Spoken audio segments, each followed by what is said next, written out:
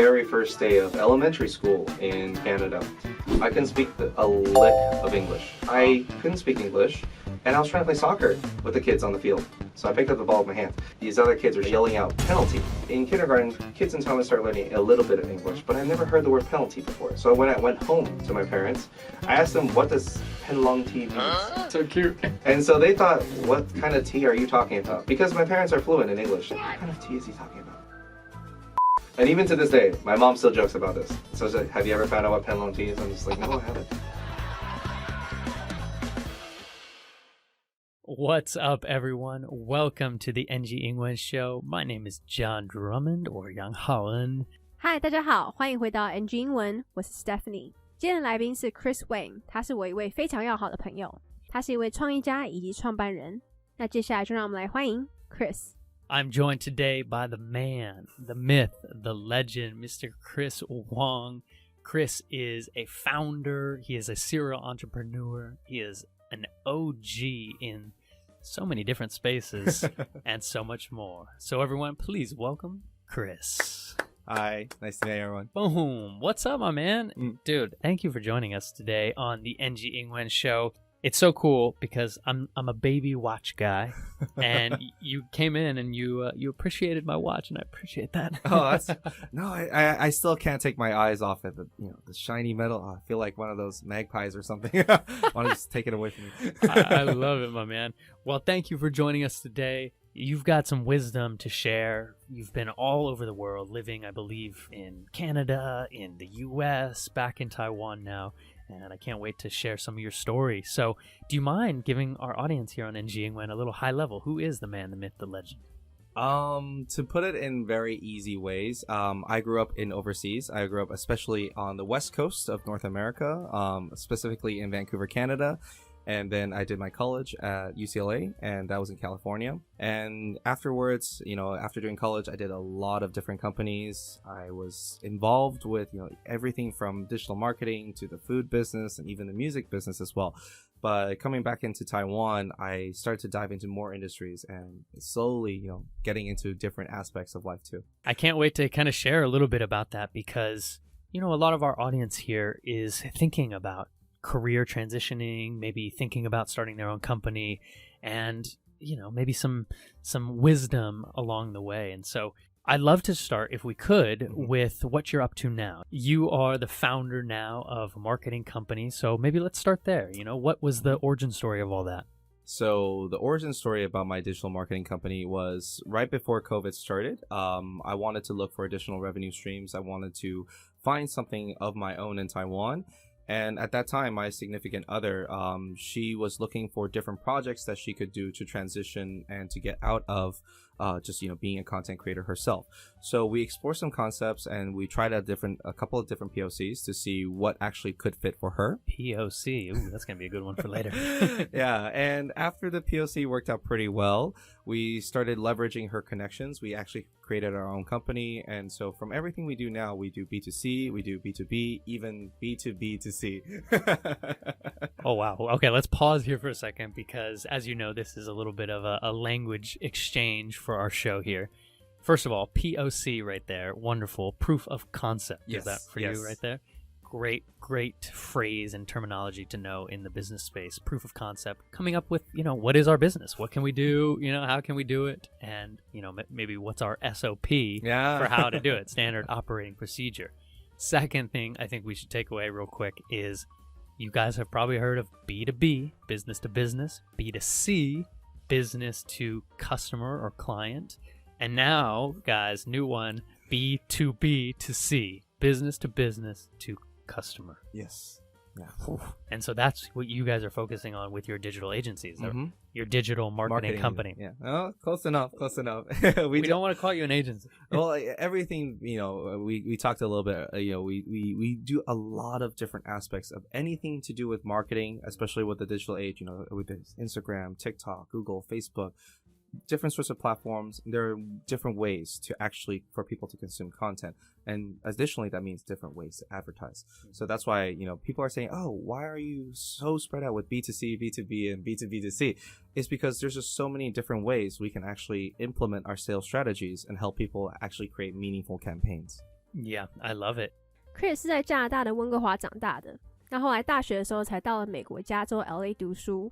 那他毕业后也接触到了非常多不同的产业，例如食品、数位行销、音乐等等。那后来回到台湾之后，其实产业又更广泛了。那 Chris 目前拥有一间数位行销公司。那当时他会创立这间公司的主要原因，是因为他想要在台湾拥有一个自己创立的公司之外，那他的另一半 significant other 也在思考着怎么从创作者的身份转换到其他跑道。当时他们试了很多 POC， 也就是所谓的 Proof of Concept 概念验证。那这是一个在商业上蛮常听到的词。POC 指的就是要思考着你要做什么样的生意，或是做什么样的事情，或者是要做什么样的 SOP 之类的。那找到一个比较可行的概念之后呢， Chris 的另一半就从他的人脉当中借力 Leveraging Connections。那他们目前有从 B2B 到 B2C 到 B2B2C 都有在做。那 B2B 的话就是 Business to Business， 代表着企业跟企业之间的合作。那 B2C 的话就是 Business to Consumer 或是 Client 或 Customer， 它代表着是企业对于客户或消费者或客人。So you came back to Taiwan, you and your partner have started that. And where are you now? How has the process been? I mean, do you feel there's been any wisdom that you've gained along the way now that you could share with us? Well, I think there are a couple of points that we can talk about with this one. In terms of experience, because I grew up abroad, so running a company in Taiwan with some of the ideologies that you may have learned abroad, such as, caring about employees, etc., these are more foreign or alien concepts to Taiwanese locals. And it's not that they won't accept it. It's just that they've never dealt with it before. So they don't understand how to use the resources that you've been given, right? So we spend a lot of time educating our staff on what kind of company policies we have and how to translate that into career success for them, whether it's at the company or if they decide to move on later on in life. And the other part is that at this current stage of our company is, we're hammering down the SOPs, SOPs that you mentioned, so that I can focus more of my time, not so much on, building the core concepts of the company, but rather I can go out there and get more bigger deals. And so with these bigger deals, there's always a new emergent strategy, and these new emergent strategies actually help our company transform throughout the times. And, that way we can actually always be at the cutting edge of digital marketing. I love that. I would love to kind of dive in a little bit deeper to almost the education you're talking about around being a good employee, like taking care of your employees, that company culture, we might say. So can you explain a little bit more about that? What do you feel is so different from, let's say, a company in the US versus here now in Taiwan? Well, if we're talking about traditional Taiwanese companies versus companies that are based out of the U.S., U.S. companies have a lot of employee perks, whether it's a gym membership, health, dental, optical, etc., right? These things, I think, are a bit more tangible. These are always negotiable as long as you pay cash, right? But, in the U.S., people employers sponsor employees to take different courses, university extension programs, MBAs. They sponsor them to do these things. But in Taiwan, this is not that apparent. As a matter of fact, it's a rigorous application process. Companies might not be willing to sponsor these programs. But on our end, say, for example, one of these companies that we do actually spend a lot on subscribing to is Kahoot. So with Kahoot, we use all their tools. We organize these different learning, seminar days, etc. And even, with our staff, if they want to take courses, let's say on Coursera, which is pretty popular these days, I'm very happy to sponsor them. They just have to show me that they take the class. Yes, that proof of work right there. Yeah. Yeah, and it's so great. A term right here, employee perks is so valuable, and I love that you're bringing that culture into your company, and you're taking care of people because people care. They feel good when they feel that you care, and so I love that you're doing that, Chris. It's a wonderful thing. Are you hiring? No, am I hiring? I don't think you might get some applications. I don't think I can afford you. Oh, I meant like actually. Oh yeah, we even our company is at a perpetual stage. I love of that hiring. you feel you can't afford me. It's not true. No, but we are perpetually hiring. That's because we are always looking for new talent, people with different strategies that might be different from what our team currently represents. And we actually welcome our staff members to come up with new ideas. We don't push down when we don't say, oh, you have to follow company SOP every time. I'm very happy when my employees ask me for one-on-one time to discuss certain ideas. And so I think that also goes back onto entrepreneurship in Taiwan versus entrepreneurship in the US. Yeah, something that I was thinking about in the past is the concept of being friends with your employees. You know, have you noticed any distinctions between working in the US and working here? Is there any differences between that? You know, is it normal for the boss to be friendly with, you know, their employees here? In the US, from my experience working in the US, it's very likely for your boss, like the main head boss, to be friends with the outstanding employee. I think that makes a lot of sense because they want to communicate company ideas efficiently and effectively. But in Taiwan, it's very rare to see, let's say, a very big company, whereas kind of a regular run-of-the-mill employee knocks on the door of the boss to discuss business ideas. This is considered very, very abnormal. Right. But for me, I think, you know, I welcome it every day. I mean, I see you using Slack. I also use Slack. I welcome my employees to contact me at any time. Yeah, I love it. Yeah, they can message me on Slack. I just don't read it. Oh, I'm just teasing. No, I use the Slack bot, like, remind me in 3 hours. Love that. Awesome, man. Well, a question I love to ask here on NG Ingwen is thinking a little bit about the future, you know, for yourself. What do you want to be focusing on maybe in 2023 and beyond? So my current company right now, a lot of our clients are B2C primarily. And as I mentioned, we do other side projects or we do other side businesses, part of this company as well. But then in 2023, we want to focus on developing our B2B connections. We want to break into other industries as well. So typically when it comes to marketing agencies, it's very hard for them to be outside of their comfort zone. They might know a particular niche, let's say beauty, fashion. But then if you want to go into business branding, all of a sudden you might be dealing with food, you might be dealing with music, you might be dealing with YouTubers or streamers even. So it's a very wide field. And because of this wide field, that's why I said, oh, we're looking at always hiring. We always need new ideas. We always need people to bring in fresh concepts that we currently do not possess, right? So 2023 is going to be, I think, a very big revolution for my company because we want to greatly and vastly expand our services. Yeah. Love it, man. Well, I wish you nothing but success, continued success, and hopefully we get to talk watches down the road. 至于 Chris 的经验谈的话，因为他从小在国外长大的关系，他有发现有一些观念，例如说要关心员工身心这种议题，其实在台湾还算是比较陌生的概念 alien concept， 不是说台湾不能接受，而是可能比较少接触或是处理过，而且就算他们有这样的资源，或许也不知道该如何运用。像 Chris 会花很多时间教育员工关于公司政策，那是因为他目前也有在拟定公司的 SOP， 这是为了能够让他在公司核心这方面稍微松手一些，然后把时间花在找更大的案件上。那更大的案件通常也都需要一些新的应急策略 emergent strategy， 但这些都是会帮助公司成长的。那至于国外跟台湾公司最大的差别就在于员工的福利 employee perks。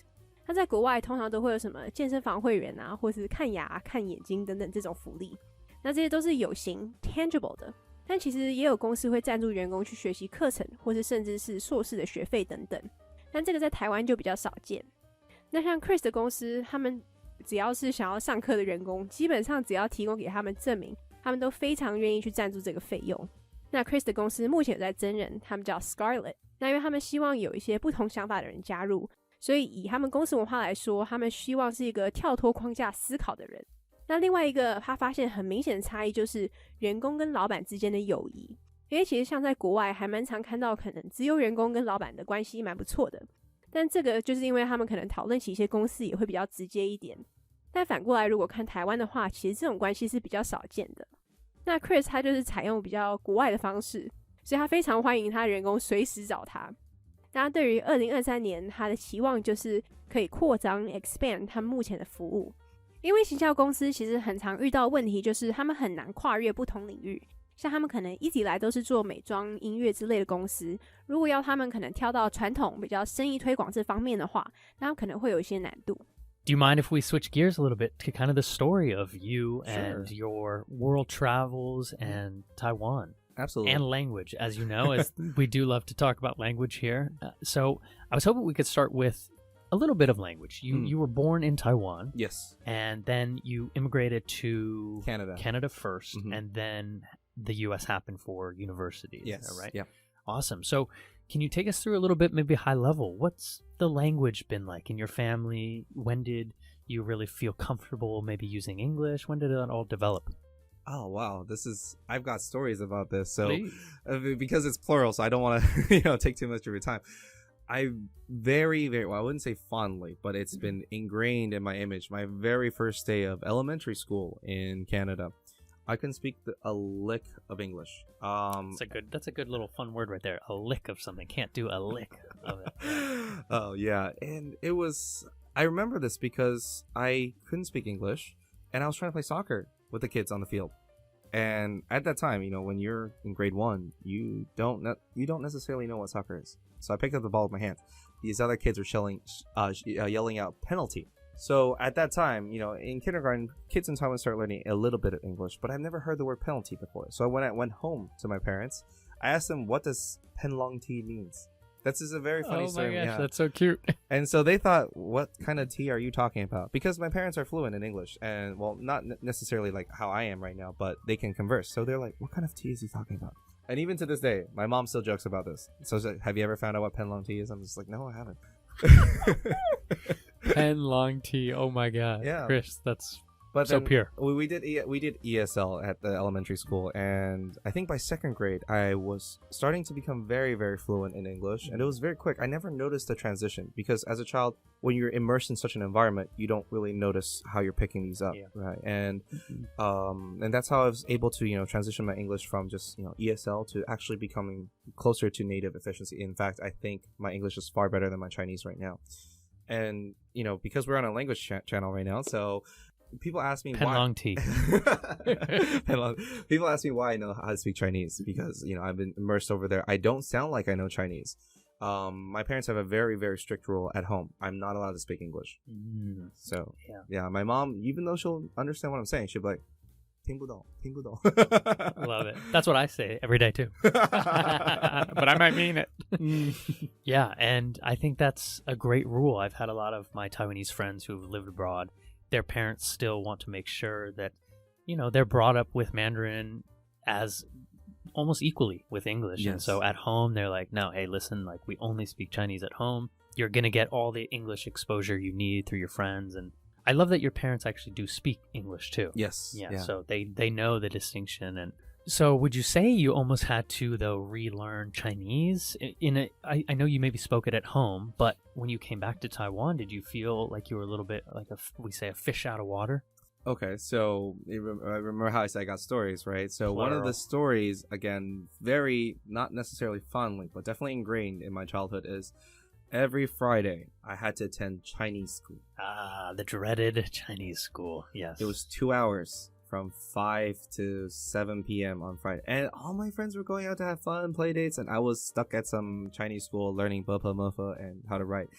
And at the time, I could say I was very hateful of it because, why am I learning another language? I don't need to use this. I'm in North America. When am I going to use this? But nowadays, right, when you mentioned when I come back to Taiwan, am I a fish out of water? Not necessarily, because throughout my years, whether from elementary school all the way to college, I came back to Taiwan almost every single summer. So I was able to get in touch with Taiwanese culture. I was never really missing out. However, my reading skills and writing skills were relatively limited. But nowadays, where learning Chinese is often done through pinyin instead of bapa mufa, that's when I can type fully in Chinese just because I know how to say those characters. Yeah. The distinction between bapama and pinyin is so interesting. And I think a lot of foreigners who I know who have actually studied bapama, or they pronounce so much better than, for example, someone like me. I kind of taught myself using pinyin, and I can just hear the difference. And so I love that you were exposed to that early. Well, I had a good solid foundation with bapama. We're not gonna finish that because I might not know the rest of it. Chris 是在台湾出生，然后后来才移民到加拿大的。他是到了大学之后才到美国。那他有一个记忆非常深刻的事情，就是他在小学上学的第一天时，他当时是一点英文都不会说 ，couldn't speak a lick of English。那他当时正在跟其他小朋友玩足球，但因为才小一的关系，所以对于足球的一些规则也不太清楚。他当时就用手拿起了足球。那这个时候有一个小孩就喊出了 penalty 罚球。那虽然台湾大班有教一些英文，但他可能没有学到这个词，所以他回家之后就问了他家人说什么是 Penlong tea。那因为他的父母都会说英文，所以他们就反问他说你在说什么样的茶吗？因为他们只能理解后面那个 tea。那当时他也在 ESL 待了1年，那他2年级的时候其实英文就已经非常流利了。他觉得其实小朋友曾经在那样子的环境当中时，其实不太会感受到中间转换的过程。那像他其实也认为，其实他现在的英文程度甚至远超过他中文程度了。那他还是会说中文的原因是因为他家人有一个非常严格的规则 strict rule， 就在家里就是不能用英文。那像他母亲即使听得懂他在说什么，也会装作听不懂，直到他用中文跟他说为止。刚 John 有问 Chris 回到台湾之后有没有觉得自己像 fish out of water， 其实这就在形容在某一个环境下感到格格不入或是不适应。那因为其实 Chris 在加拿大的时候，他每周5都会去所谓的中文学校学注音，那再加上其实他一直到大学毕业之前的假期都有回台湾，所以在文化上也不会有太大的差异。那他本身他其实现在在写跟读上面还是有一些弱，但因为他都会念这些字，所以只要用拼音的话，他其实都可以打出来。像 John 跟他身边的人其实有发现，学注音的人可能在发音上会比较标准一些。Do you remember anything that did help you with your English or your Chinese? Maybe tips and advice. Imagine here you're talking to our audience and they might be learning English or Chinese or Spanish or French or Japanese. Did anything help you immerse yourself better? Yeah, for each individual language that I've learned, I found it very, very engaging to not read necessarily when people say, oh, you have to read the New York Times or something, because the content may be boring.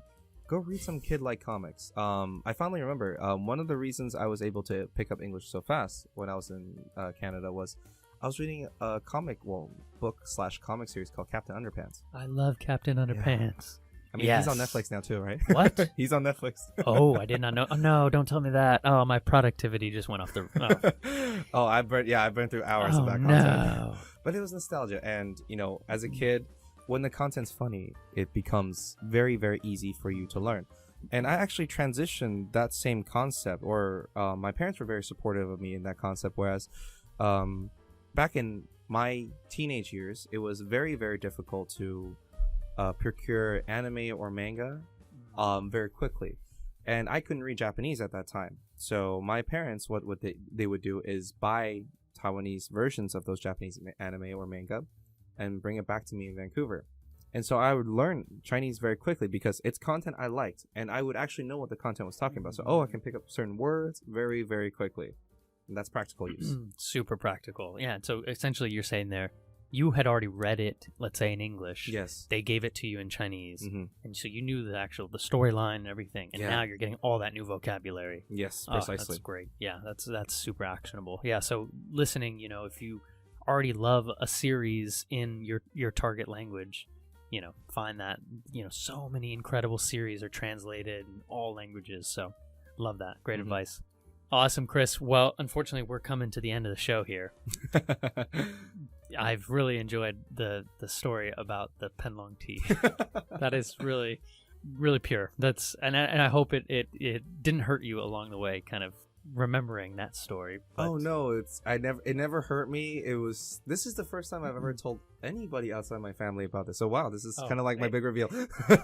My big reveal that I don't speak English as well as I, Wait, whoa, you were like 6 years old, so that's different times. Yeah. Chris 会给想要学任何语言的人的建议就是不要听别人说该怎么去学习，因为比如说什么要看新闻啊或杂志之类的，其实并不一定是要这样子。像他当时学英文最快的时候，其实是在看一个漫画叫 Captain Underpants。如果没有看过的朋友们，你们一定要去看一下，因为真的非常好看。那像他当时想要学中文的时候，也想要用同样的方式。那他当时想要找日本漫画，就是有中文字的。但因为其实当时要买日本漫画并不容易，所以他父母就会从台湾带一大批回去给他看，也因此成为了加速他学习的方式。Question I'd love to end the show with is, if you could go back and talk to a younger Penlong T. Chris, would there be any advice you give yourself about language, business, traveling, anything? Well, talking to kids about business is difficult, right? I mean, a little bit. I never had the concept of money as a kid. It was just I didn't have an allowance, and most Asian kids don't have allowances. But what I would say is start to learn language very, very early. I think even most of your listeners would probably attest to this as well, is that as they get older, they'd have less time. That's already a media factor. And then it's slower on the pickup nowadays, right? So if you're a child, or if you have a child, definitely, learn as much as you can. And it will make a very, very big difference down the road. Just because going along with these skills as you age, they will provide so many opportunities for you. Yeah, the toolkit for life. I love it, man. Chris 会给年轻自己的建议就是要尽早学习语言。那相信其实有蛮多听众也能认证 attest， 就是因为其实现在年纪越大，时间真的就越少，所以当然是越早学越好。而且我们小时候其实吸收能力当然也比较好一些，记忆力也好很多。那如果有听众有小孩的话，其实真的要让他们多学习，因为这会开启他们更多的机会。那像我个人的话，我也是从小学习非常多的语言，那我也觉得其实真的有差。因为像我最近有在学习西班牙文，我觉得我的记忆力真的是退步非常多，吸收能力也没有像以前那么好了。那我觉得同时其实学习语言不只是多一个机会在工作上，也有时候是一种文化上的学习。因为其实有一个英文说法就是 lost in translation， 就是翻译中失去了什么。那像比如说中文的话，暧昧这个字是无法用英文去翻译的，那我觉得这个跟文化也有关系。那比如说像英文的 dating， 虽然说中文是约会，但我觉得在整个理解上是非常不一样的。那我觉得语言就是一个非常基本的方式去了解这个文化，所以如果他们能用不同的语言去认识不同的文化的话，我觉得是非常好的一件事情。那我们就谢谢今天的来宾 Chris。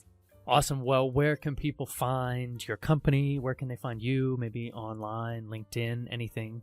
Yes, they can definitely look for me on LinkedIn. I'm very active on LinkedIn. I actually respond to most of the queries on LinkedIn too.